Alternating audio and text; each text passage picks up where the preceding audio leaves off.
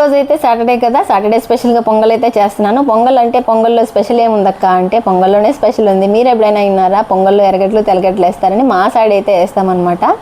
Taste విషయానికి వస్తే చాలా బాగుంటుంది. నేను కూడా స్టార్టింగ్ అంటే మ్యారేజ్ అయిన కొత్తల్లో వచ్చేసి ఇలా పొంగల్ చేసినప్పుడు ఎర్రగడ్డలు తెల్లగడ్డలు వేస్తూ ఉన్నారు. అబ్బా ఏందబ్బా ఎర్రగడ్డలు తెల్లగడ్డలు వేసేస్తున్నారు, టేస్ట్ ఎట్లుంటుందో ఏమనుకున్నా, కానీ టేస్ట్ చేసిన తర్వాత చాలా బాగుంది. మాకు కూడా ఇది అలవాటు పడిపోయిందనమాట.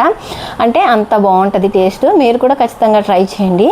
నేనైతే కొద్దిగా ఆయిల్ నెయ్యి వేసేసుకుని తాలింపు దినుసులన్నీ వేసేసుకున్నాను. పెసరపప్పుని ఆయిల్ నెయ్యిలోనే వేయించుకుంటాను. తర్వాత అయితే తగినన్ని నీళ్ళు వేసి కొంచెం నానపెట్టుకున్న బియ్యం అయితే వేసేసుకుని కొద్దిగా సాల్ట్ చూసుకుని అయితే వేసేసుకుని కుక్కర్ పెట్టేసుకున్నాను. ఇక్కడైతే మన పొంగల్ అయితే రెడీ అయిపోతుంది. ఈలోపు నేనైతే కొద్దిగా పప్పు అయితే రుబ్బి పెట్టేసుకున్నాను. ఎందుకంటే పొంగల్ చేసినప్పుడు వడలు కంపల్సరీ ఉండాలన్నమాట.